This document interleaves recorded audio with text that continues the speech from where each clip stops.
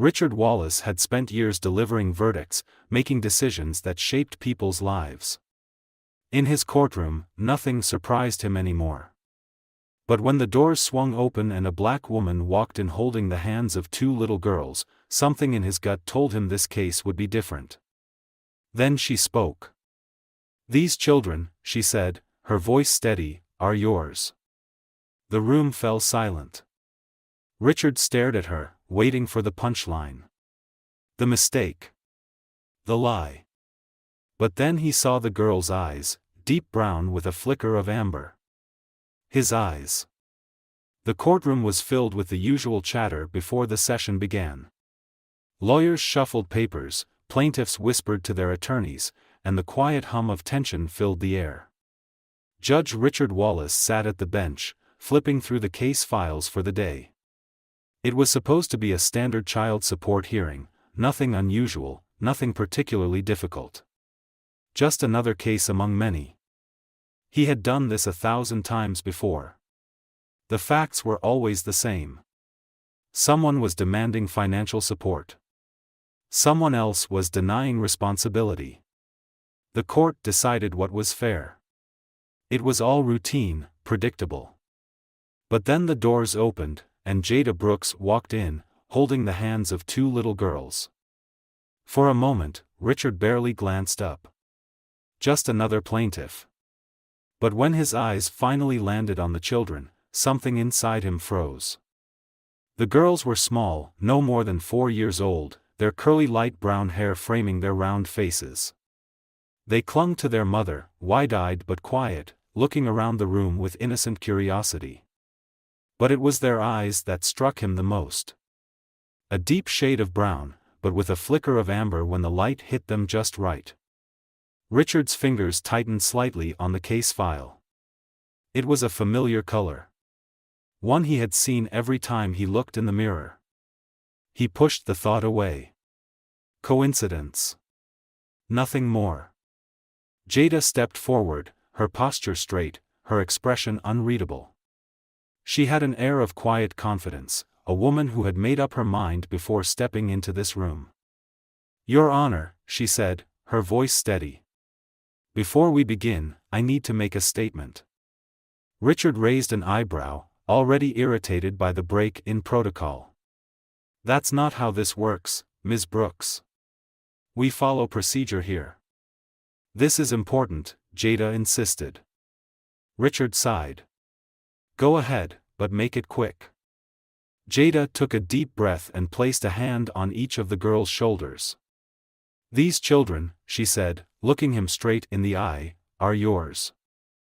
The courtroom went completely silent. For the first time in his career, Richard Wallace had no idea what to say. The silence in the courtroom stretched for what felt like an eternity. Richard sat motionless, gripping the edges of his desk as Jada's words echoed in his head. He opened his mouth to respond, but nothing came out. This had to be a mistake. A misunderstanding. A trick. His eyes flicked to the two little girls standing beside her. They were looking up at him, curious but cautious, their tiny hands gripping the fabric of their mother's dress. They didn't seem scared or confused. They just watched him. The color of their eyes nagged at him again. That deep brown with a flicker of amber. No. This was ridiculous. Richard finally found his voice. "Excuse me?" Jada didn't blink. "I said, these are your daughters." A few people in the courtroom exchanged glances. Even the stenographer hesitated for a second, as if unsure whether to keep typing. Richard forced out a short, humorless laugh. "Ms. Brooks, I don't know what you're trying to pull here, but I can assure you, I have no children." Jada's lips pressed together. 4.5 years ago, Atlanta.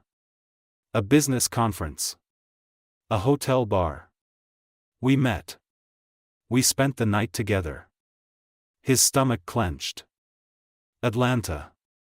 4.5 years ago.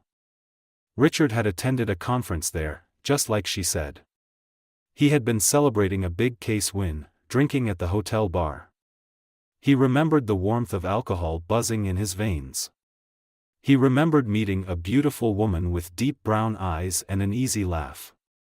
But that was just one night. One night.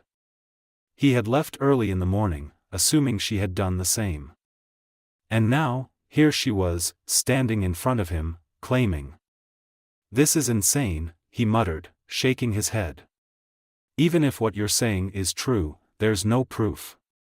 You can't just walk into my courtroom and make accusations." Jada pulled a folder from her bag and handed it to her lawyer, who stepped forward. "We anticipated that response," she said evenly. "That's why I already had a DNA test done." Richard's stomach dropped. The lawyer approached the bench and placed the folder in front of him. Richard hesitated before opening it. His pulse pounded in his ears. He flipped through the pages, skimming until his eyes landed on the crucial line. Probability of paternity, 99.99%. The courtroom felt too small all of a sudden. Richard inhaled sharply, but his chest felt tight. His hands curled around the papers, his mind racing. This wasn't possible. And yet, the evidence was right in front of him. He forced himself to look up at Jada again. She wasn't gloating. She wasn't emotional. She was just waiting. Waiting for him to accept it. Waiting for him to admit the truth. But he wasn't ready for that. Not yet. Richard's grip on the papers tightened. His eyes ran over the DNA results again, as if staring at them long enough might change the numbers. But the numbers didn't change. 99.99%. His stomach twisted. He had spent years sifting through evidence, weighing facts, making decisions that shaped people's lives. But now, sitting in his own courtroom, confronted with something so personal, so impossible, his mind refused to process it. He closed the folder with deliberate slowness and set it down in front of him. His jaw clenched as he finally forced himself to look at Jada. "This doesn't prove anything," he said. A flicker of something passed through her expression, disappointment, maybe, but not surprise. She folded her arms, her voice calm but firm. "It proves exactly what I said. They are your daughters." Richard shook his head. "You expect me to believe that after 4 years, you suddenly decide to show up in my courtroom? Why now?" Jada's posture didn't change. "Because I tried reaching out before. You don't answer messages from people you don't know. You don't return calls unless they come from someone important."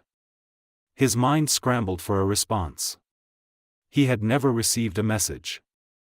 Never been contacted. He would remember, wouldn't he? Jada exhaled. "I found out I was pregnant a few weeks after Atlanta.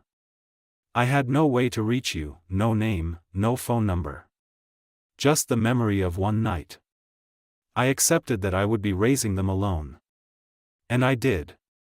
She glanced down at the twins, her fingers brushing against their shoulders.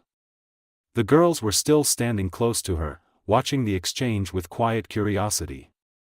"But a few months ago," she continued, "I saw your face on the news. A judge, making big decisions, changing people's lives." Her eyes locked onto his. "That's when I realized the man who walked away that morning wasn't just anyone. He was someone with power, someone with responsibility." Richard's throat felt dry. He wasn't sure whether it was the weight of her words or the realization that the walls he had built around his personal life were crumbling right in front of him. Jada straightened. "I don't need your money. I don't need you to be involved if you don't want to be. But they deserve to know who their father is. And whether you like it or not, that father is you." The words hit harder than he expected. He turned to the girls again. They were so small, so completely unaware of the storm unfolding around them. They didn't understand the weight of what was happening, didn't realize that their very existence had just changed the foundation of his life. One of them, the bolder one, tilted her head slightly. "Are you mad at us?" she asked. Richard felt his stomach drop. For the first time in his life, he had no idea what to say. Richard stared at the little girl who had just spoken, her wide brown eyes searching his face for an answer. His throat tightened. She wasn't asking out of fear, she was asking because, in her innocent mind, this was a simple conversation. She had no idea that her words had just knocked the air from his lungs. Jada's hand gently rested on the child's shoulder, a silent reassurance. "No, sweetheart," she said softly. "He's not mad at you." The girl glanced back at Richard, waiting for him to confirm it. His mouth opened, but nothing came out. He was a man who always knew what to say, who always had an answer for everything. But right now, he felt completely lost. Was he mad? No. Was he confused? Yes. Was he ready for this? Not even close. Richard swallowed hard, forcing his voice to work. He stopped, pressing his lips together before trying again. "I'm just surprised." The girl seemed satisfied with that answer and gave a small nod before looking at her sister, who had remained silent the whole time, gripping the hem of Jada's dress. Richard turned back to Jada, grasping at the one thing that might give him time to process all of this. "I need proof beyond a DNA test," he said, his voice quieter than before. "If you say we met in Atlanta, then tell me something only I would know." Jada arched an eyebrow, unimpressed. "You really think I tracked down a sitting judge and faked a paternity test just for fun?" "I think," Richard said carefully, "that I just found out I have 2 children, and I need more than a piece of paper to believe it." Jada sighed, rubbing a hand across her forehead as if debating whether to entertain his request. Then, after a moment, she met his gaze. "You were drinking whiskey, neat," she said, her voice steady. "I was drinking vodka with lime. You sat at the bar with your tie already loosened, watching the TV above the counter. There was a baseball game on, and I made a joke about how boring it was. You told me baseball was only boring to people who didn't understand it. Then you spent 20 minutes explaining strategy to me." Richard's fingers twitched slightly on the desk. He remembered that night. Jada tilted her head. "You also said that night was the first time in years you had a drink just to enjoy it, not because you needed to unwind from work." A cold sensation spread through his chest. She wasn't lying. Richard sat back in his chair, inhaling deeply through his nose. He rubbed a hand down his face, trying to clear his thoughts. He could deny the test. He could challenge the circumstances. But he couldn't deny the memory. These girls were his. And he had no idea what to do next. The weight of responsibility pressed down on him like an avalanche. He was a judge, a man who made decisions that affected people's lives daily. But when it came to his own life, he was frozen. Jada watched him closely. "I didn't come here to ruin your life, Richard." He exhaled slowly, lowering his hand. "Then why did you?" She straightened her shoulders. "Because it's not just your life. It's theirs too." He looked at the 2 little girls again. One staring at him with open curiosity, the other still clinging to Jada. They weren't just names on a piece of paper. They weren't just a problem to be solved. They were real. And whether he was ready for it or not, they were his. Richard sat in his chair, his fingers pressing lightly against the edge of the desk. The air in the courtroom felt heavier than before, thick with something he couldn't quite name. His mind was still racing, trying to piece together the reality that had just been handed to him. The evidence was there. The DNA test, the memory of that night in Atlanta, the unmistakable familiarity in the eyes of the little girl standing before him. No part of him could deny the truth anymore. But accepting it was another matter entirely. He had built his life on structure, on rules, on carefully measured decisions. Nothing about this fit into the world he had created for himself. He wasn't a father. He had never planned to be. He had spent years keeping his personal life separate, never allowing distractions, never letting anyone get close enough to change the course of his path. But now, the course had changed whether he wanted it to or not. Jada waited, patient but firm. She had said what she came to say, and now she was giving him space to process it. She wasn't demanding anything. She wasn't asking for money, wasn't pleading for his involvement. That almost made it worse. If she had come here looking for something tangible, he could have written a check and moved on. But she wasn't here for that. She had come for the truth. And now that she had given it to him, the next move was his. He looked at the twins again. The bolder one, the one who had spoken earlier, still watched him with an expression that was almost too mature for a 4-year-old. As if she understood, at least in some small way, that this was a moment that would change everything. The quieter one stayed close to Jada, her tiny hands gripping her mother's dress, her big eyes peeking up at him like she wasn't quite sure what to make of him yet. He felt a pang of something in his chest, something unfamiliar, something uncomfortable. Regret. Not for the night in Atlanta. Not for Jada. But for the time he had already lost. 4 years. 4 years of birthdays, of first words, of laughter and scraped knees and bedtime stories. 4 years of being a stranger to them. He hadn't known. But that didn't make it hurt any less. He let out a slow breath, running a hand through his hair. When he finally spoke, his voice was quieter than before, less like a judge and more like a man trying to find his footing. What are their names? Jada's lips pressed together, and for the first time, he saw something soften in her. Sophie, she said, nodding toward the shy one, and Sky. Sophie and Sky. The names settled into his mind like puzzle pieces clicking into place. He looked at them again, trying to see them differently. Not just as two little girls who had walked into his courtroom but as his. Sophie. The cautious one. The one who stayed close, observing rather than speaking. He wondered if she had always been like that or if life had made her that way. Sky. The fearless one. She was still looking at him like she was waiting for something. He swallowed.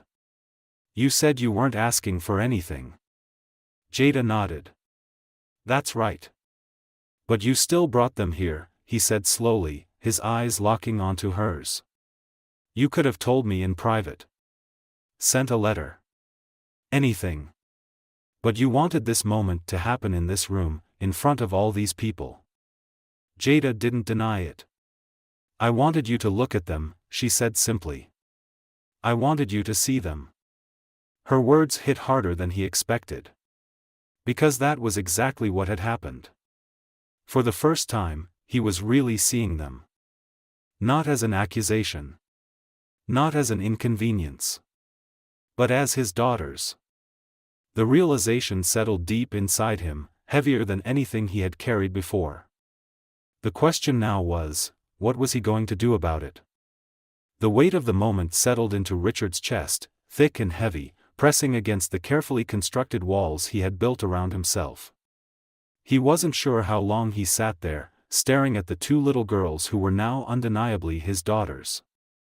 The reality of it should have felt suffocating. It should have felt like a burden, an obligation he had no room for in his life.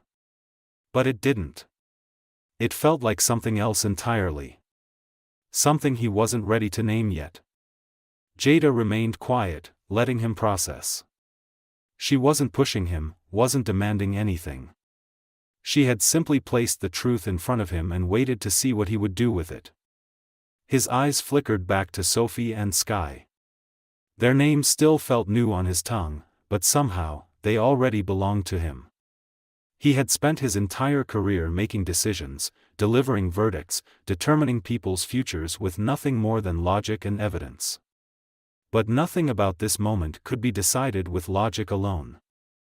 Sky tilted her head at him, curiosity still shining in her young eyes. Do you have kids already? She asked. The question hit like a sharp jab to his chest. No, he answered, his voice lower than he intended. Skye studied him for a second, then nodded as if she was filing that information away. Okay, she said simply. Sophie still hadn't spoken, but Richard could feel her watching him carefully. Her small fingers were curled into the fabric of Jada's dress, her body half hidden behind her mother's leg. She wasn't as bold as Skye, but there was something sharp in her gaze, something that told him she was absorbing everything, even if she didn't say a word. I don't know how to do this, Richard admitted finally, his voice quieter now, less like a judge and more like a man who had just stepped into completely unfamiliar territory. Jada exhaled, as if she had been waiting for that honesty. That's okay, she said. Neither do they. The simplicity of her answer caught him off guard. He had spent so much time believing that being a father meant knowing exactly what to do, having all the right instincts, being someone who had prepared for it. But Jada was right, these girls didn't have expectations for him. They didn't know what this was supposed to look like any more than he did. They were just waiting. Waiting for him to try. Richard's throat tightened. He looked back at Jada. What happens now? She studied him for a moment, and he could tell she was measuring her words carefully. That depends on you, she said finally. I told you, I didn't come here for money. I didn't come to force you into something you don't want. But they deserve to know where they came from. They deserve the chance to know you. Richard swallowed. The idea of walking away now made something deep inside him twist in discomfort. But the idea of stepping into this role, into fatherhood, terrified him just as much. He had no idea how to be a father. No idea what these girls needed from him. But he couldn't ignore them. He couldn't unsee them. I don't know where to start, he admitted. Jada gave him a small, knowing smile. Start small, she said. Come meet them outside the courtroom. Have a conversation. Learn who they are. They don't need a perfect father. They just need you. The simplicity of her words made his chest ache. He had spent years making complicated decisions, handling high-stakes cases, managing people's lives like moving pieces on a chessboard. But this wasn't about strategy or control. This was about showing up. Richard exhaled slowly, then nodded once. Okay. Jada's shoulders relaxed slightly. She looked down at Sophie and Skye. Girls, would you like to get lunch with me and Judge Wallace today? Sophie didn't answer right away, but Skye's face lit up. Yes. Can we get pancakes? Jada chuckled. We'll see. Sophie looked at Richard, her small brow furrowed. Are you coming too? The question was heavier than she realized. Richard hesitated for only a second before answering. Yes, he said. I'm coming too. For the first time since the hearing had begun, Sophie smiled. It was small, cautious, but real. Richard felt something inside him shift. Maybe he wasn't ready. Maybe he had no idea how to do this. But for the first time, he was willing to try. Richard followed Jada and the twins out of the courtroom, his mind still struggling to catch up with reality. The weight of what had just happened sat heavily in his chest, yet there was an odd sense of clarity settling in as well. The courthouse lobby was busy, people moving in and out of hearings, lawyers discussing cases in hushed voices. But for the first time in years, Richard wasn't focused on his job. His attention was solely on the two little girls walking ahead of him, their small hands gripping their mothers as they led the way toward the exit. Skye was talking animatedly, her words tumbling over each other with excitement. Can we get chocolate chip pancakes? And juice? But not the orange one, the apple one. And can we sit by the window? Jada smiled. One thing at a time, baby. Richard couldn't help but notice how natural it was for Jada, how easily she handled their endless questions, their energy, their need for reassurance. She made it look effortless, as if she had been born into motherhood. And then there was him. A man who had built his entire life around control and structure. A man who had spent the last decade making cold, calculated decisions. A man who had never once thought of himself as someone who would be responsible for two little lives. And yet, here he was. Jada glanced over her shoulder, as if checking to see if he was still there. He met her gaze, and for the first time, she didn't look like she was preparing for a fight. There was something softer in her expression. Maybe she saw how overwhelmed he was. Maybe she understood. Outside, the sun was high, warming the pavement as they walked toward a small diner just across the street from the courthouse. Jada held the door open for the girls, and Richard hesitated for only a second before stepping inside after them. The air smelled like syrup and fresh coffee. The diner was cozy, with booths lining the walls and a long counter where a few customers sat sipping coffee. Jada slid into a booth, Sophie and Sky settling on either side of her. Richard stood for a moment, uncertain. Sky patted the seat across from them. "Sit here." There was no hesitation in her voice, no uncertainty. To her, he wasn't a stranger. He was someone she had decided should be sitting with them. Richard swallowed the lump in his throat and sat down. A waitress approached with a friendly smile. "What can I get you folks today?" Sky immediately launched into her order, listing every detail as if she had been planning it all morning. Chocolate chip pancakes, but not too many chips because they melt too much. And apple juice, not orange. And syrup but on the side, because I don't like it too soggy. The waitress laughed. "Got it, sweetheart." Sophie, quieter but just as decisive, ordered plain pancakes with strawberries. Jada ordered coffee and eggs, then turned to Richard. He cleared his throat. "Just coffee for now." The waitress nodded and walked away, and for a moment, there was silence at the table. Sky was the first to break it. "Do you like pancakes?"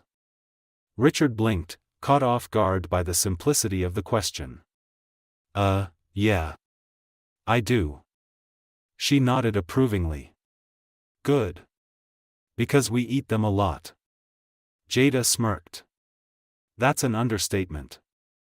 Sophie, who had been quietly stirring her straw in her water, finally spoke. "What do you do?" Richard hesitated. He had spent years introducing himself as Judge Wallace. His title had become a shield, something that defined him in every space he entered. But here, in front of these two little girls, it didn't feel like the right answer. "I work in a courthouse," he said instead. Sophie frowned.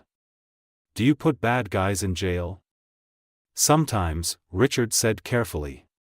"But mostly, I make sure people are treated fairly." Sophie nodded slowly, seeming to consider his words. "So, like a referee?"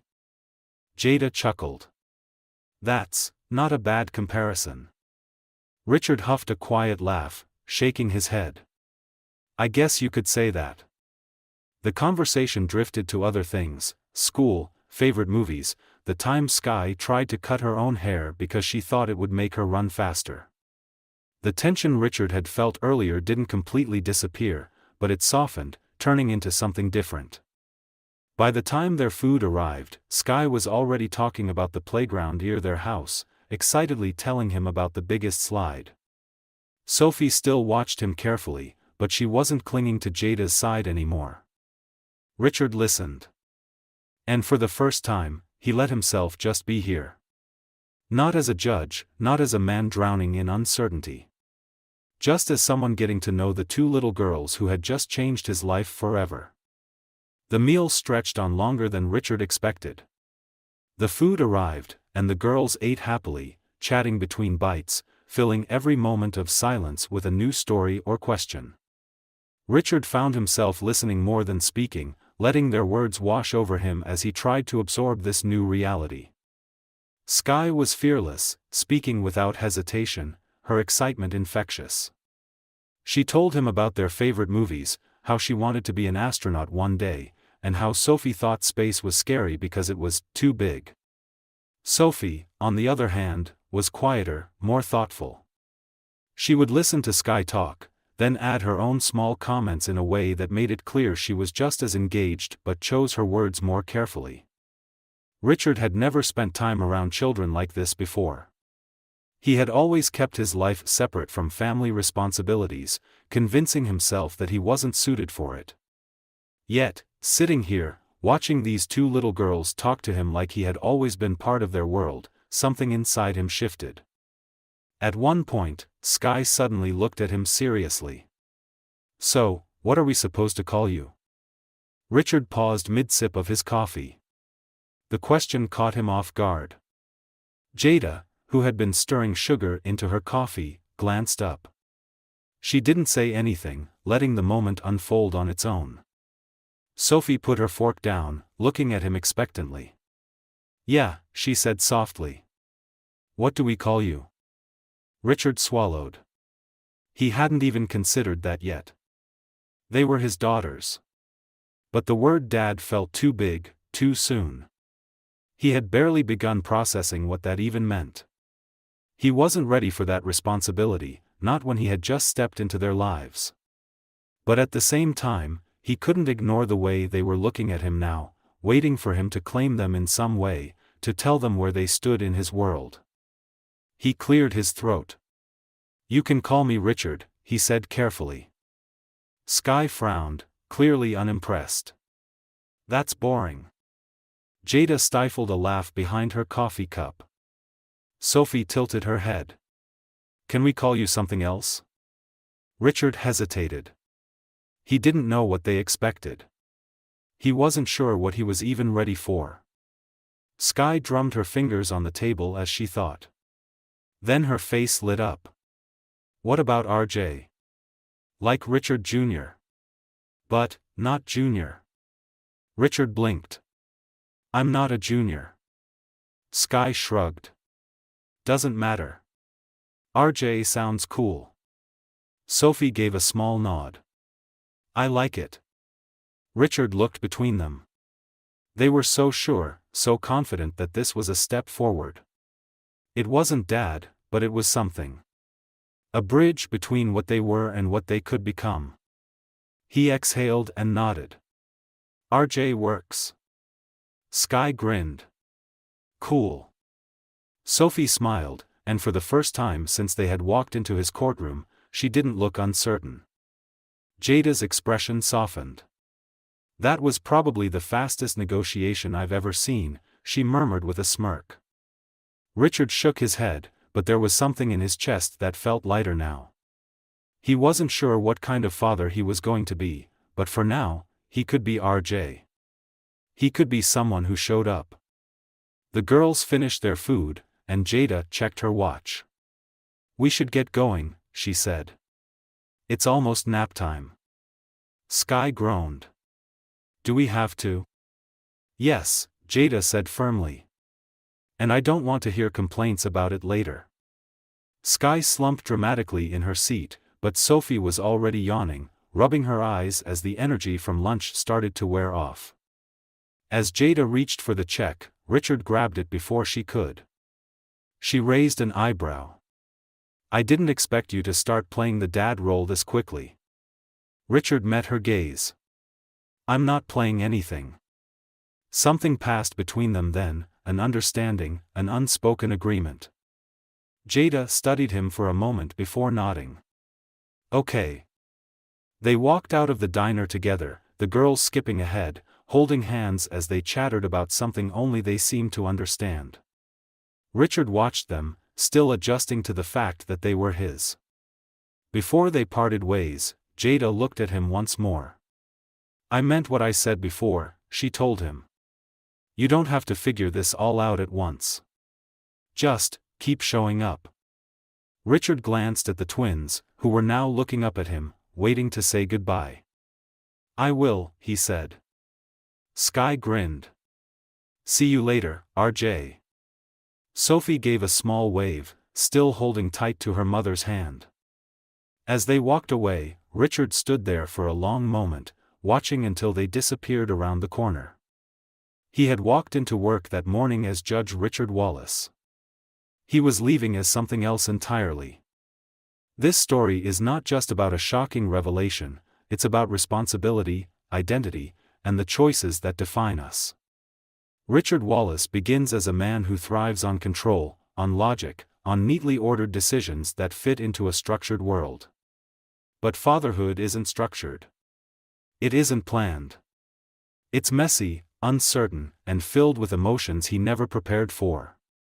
What makes this ending satisfying is not just that Richard acknowledges Sophie and Skye as his daughters, it's that he chooses to show up for them. He doesn't have all the answers. He doesn't suddenly become the perfect father. But he takes the first step, and sometimes, that's the hardest part. Jada's role is equally powerful. She never begs for Richard's involvement, never forces him into fatherhood. She gives him the truth and lets him decide what to do with it. That in itself is an act of strength. She is raising these girls with or without him, but she understands that they deserve to know who they are, where they come from, and that they are wanted. The moment Richard agrees to lunch, the moment he allows Skye and Sophie to call him RJ, the moment he chooses to keep showing up, that's the real victory. Because fatherhood isn't about a title. It's about presence. And in the end, Richard walks away from his courtroom not just as a judge, but as a man ready to become something more.